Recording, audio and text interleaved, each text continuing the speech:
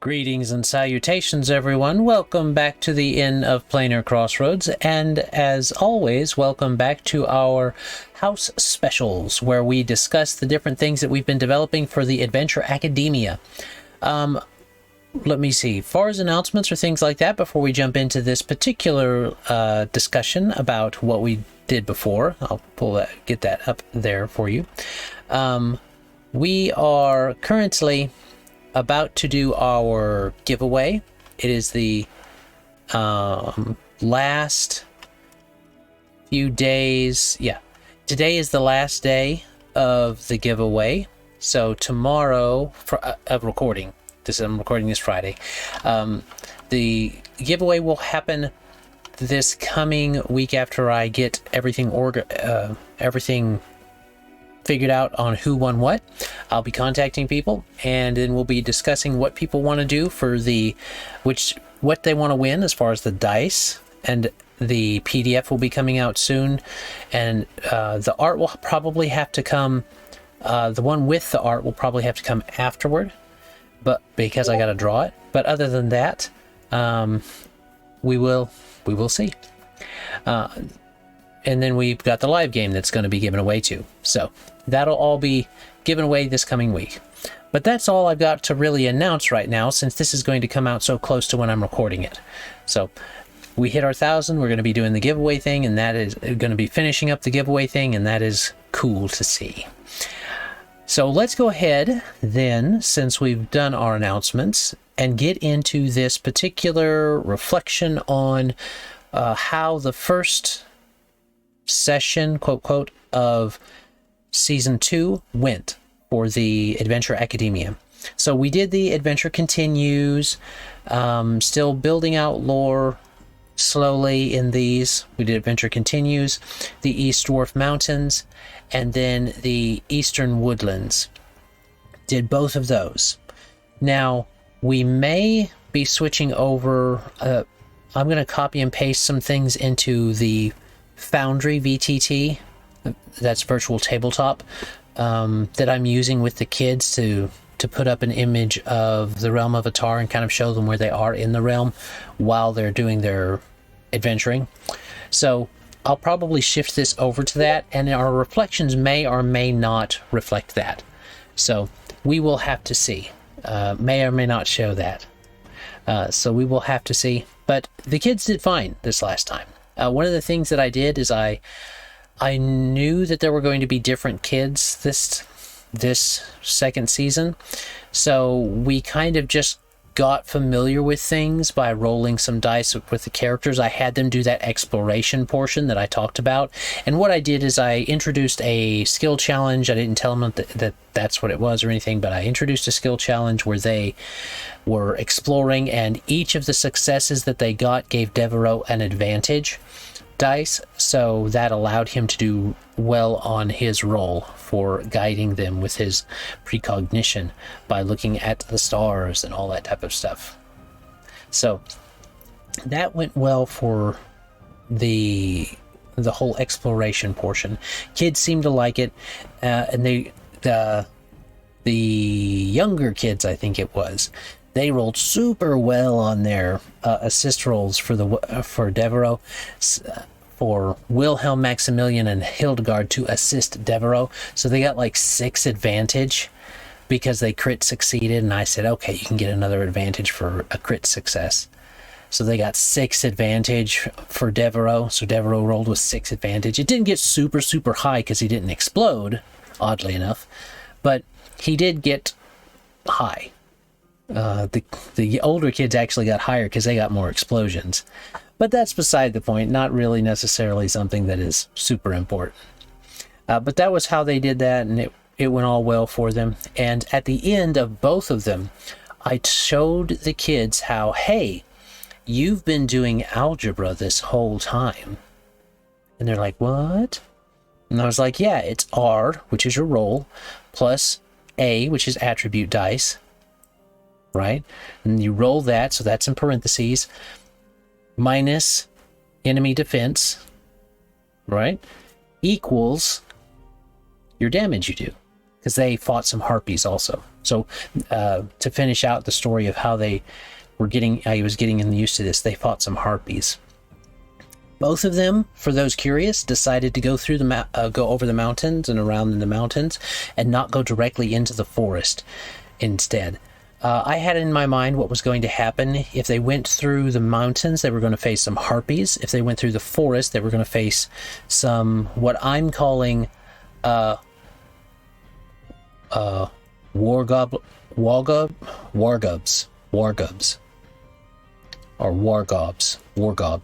which is basically a warg goblin kind of thing.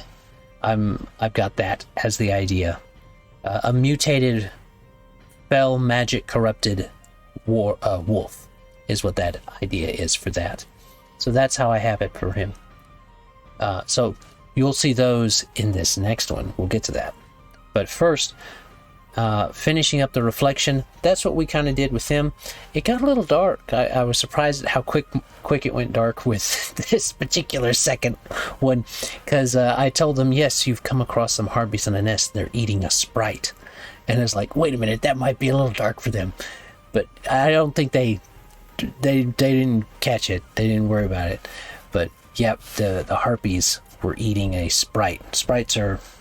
in this world, sprites are about 2 feet tall to start with, but they have a larger transformation, and they were eating up the larger transformation that was about the size, about 3 feet. So they can change, but their true height is about 1 to 2. But that's beside the point. They were facing some sprites, or eating a sprite. So that was a little gruesome, but they didn't really latch onto that, so it was okay. It was okay. I didn't freak anybody out. So there we go. But they got used to the characters pretty quick. They didn't have any real questions or anything like that. So that's good. Now let's get into, since we've discussed things that had gone on, not a lot was going to go on this last time, but stuff's going to go on this time. So, story-wise anyway. Stuff's going to go on this time for everybody. And the transformation stuff worked fine, and with Devereux, and it is going to be, both of them ended up using the Starweaver Spider. I thought they were going to go with the bear for more melee stuff, but they both ended up using the Starweaver Spider at both times to get the immobile, because they used magic both times. They used magic with Wilhelm to hold on, and then the Starweaver Spider to catch them caught in the web of stars, is what that's called. So, worked out. Now we have episode 1, the real first episode, which is called, or titled, Episode 1, The Settlement of Goodberry. So let's go ahead and get into flavor text. While the Harpies and Wargobs were not exactly the kind of welcome home that Wilhelm was looking for, he couldn't deny there was something comforting about fighting some familiar enemies. Just a moment. There we are. Viewing the dense forest of the eastern woodlands from the high slopes of the spine was an experience that Wilhelm resolved to remember until his dying day. He could see an ocean of green rolling rhythmically with the wind while on the mountainside, and upon entering into the cooling shade of the trees bodily, he truly felt like he was home. He was ever bemused by Devereux's ability to look at the sky or his necklace of totems, then accurately pick where the party needed to head next. Wilhelm was particularly entertained by how frustrated Maximilian became trying to get straight answers from the Star Child. Wilhelm knew better than to try such things with such beings. But apparently the hasty little mage had yet to learn that lesson. Wilhelm was surprised by Hildegard, however. Most that meet the Star Children in person are unable to have meaningful conversations due to the strange way they speak. Hildegard seemed to have no such trouble. In fact, Wilhelm even heard them talking talking together in fragments of Elvish. That little Otta girl really was full of surprises. After a few inquiries at a local colony of little ones, Wilhelm was able to figure out that there was a beastkin settlement not far from where they had entered the woodlands. Excited at the prospect of seeing his fellow beastkin so quickly, he wanted to leave right away. But for some reason, Devereux was strangely insistent that the group stay for the night with the little ones. This annoyed Wilhelm more than any of the other cryptic instructions the Star Child had given the group. Had it not been for Maximilian and Hildegard, he may have left the druid and gone on alone. But he reluctantly admitted both the mage and the healer needed to rest after such an arduous trek. The little ones were jovial hosts, and their hospitality made the next day's journey much easier. It was evening the next day when the lights of the beastkin settlement of Goodberry came into view. Wilhelm could hear the knight's horns beginning to sound, and the tone set a pleasant wave over him. He was finally back amongst his own. So that is the setup for episode 1 as far as the story portion there. And they'll go in and they'll get set up. And that's where the encounter will be. So this portion here is for the encounter. And as far as the settlement setup goes, I think this will work fine. Keeps the narrative going, incorporates both Harpies and Wargobs as something available to anyone after me coming to work this. So that is an option for that. Let's go ahead and get into the encounter text, because I still have to do that slow world building. So there was some world building in there and then some other world building in here. And I wasn't sure on what to name the settlement at the start, but then, Goodberry came to me and I'm like, you know what? Let's do a reference. So Goodberry. Now let's get into the encounter for Goodberry. Wilhelm had heard pleasant things about this settlement, but had yet to visit. It took a little convincing for the gatekeepers to let the group in since they had arrived after dark. However, upon Wilhelm's mention of his uncle, Chief Thornripper, they were allowed to enter under the condition that they met with the town's war leader, Flameaxe, in the morning. Before the group could answer together, Devereux took his eyes off the sky for a moment, pronounced they would be meeting with Flameaxe this very night, and returned his eyes to the stars. While the gatekeeper laughingly doubted the timing of the Star Child's assertion, since the war leader was still returning from a meeting with a nearby town, he took that statement as agreement to the terms of entry. Now, just so you can see on the board and everything, I'm not using these print-offs, but I figured I would go ahead and keep the whole putting blocks in here at least for a while, so that I could keep up the spacing, because when I do should I ever put art in here, which I kind of want to, there will be a space already somewhat allotted for it, so that should be all right. That should work out well for it. But coming down to the section after where the art is going to be. After finding rooms at an inn called the Apple Basket, everyone began settling in for a warm, fresh meal.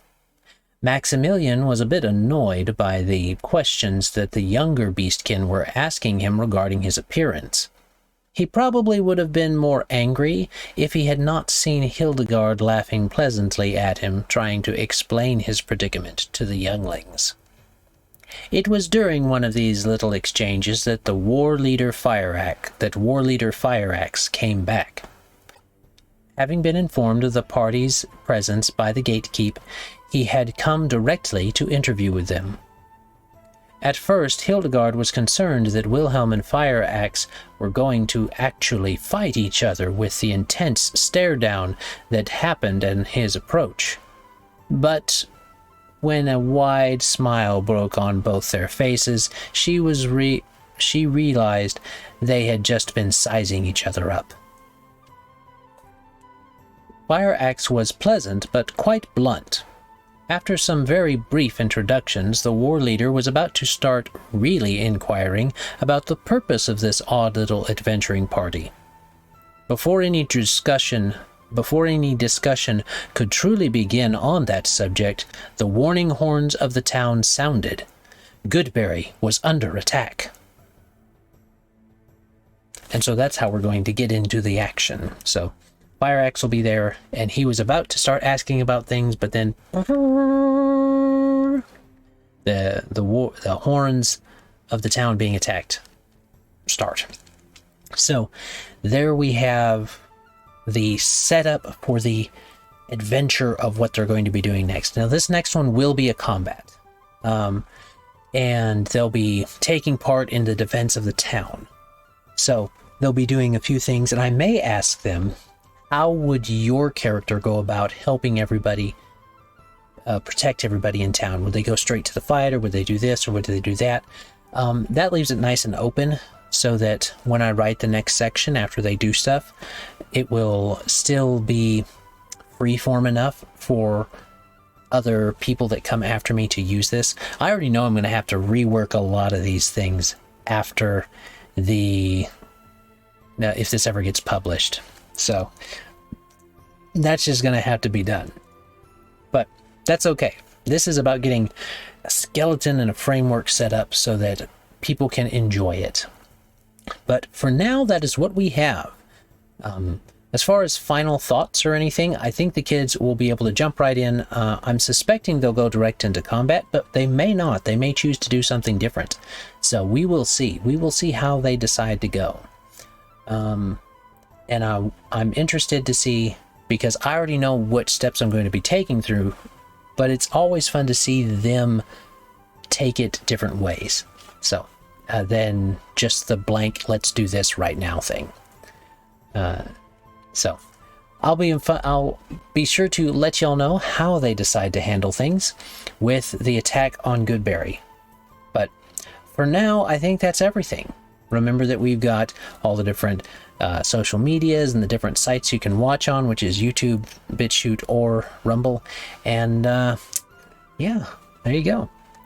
I do want to remind everybody, if you want to support the products, if you want to support the content, there we go, that you see here on the Interplanar Crossroads, you can do that on Patreon, Subscribestar, or Locals. Any of those work. So, as always, have a great day, God bless, and enjoy. Bye.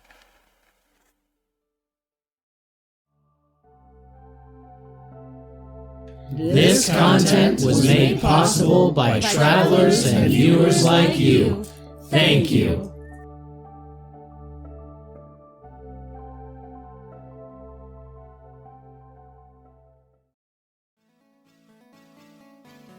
Okay, there we go.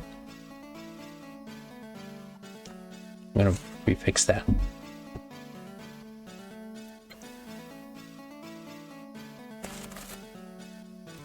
Nope, that's what I needed to fix.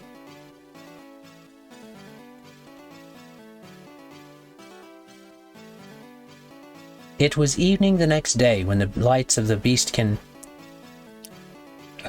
Let me see. Wilhelm had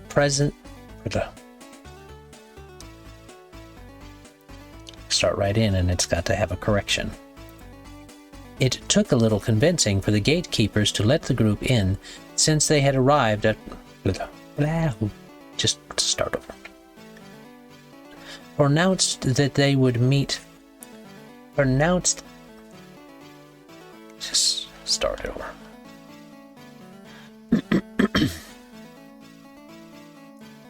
After...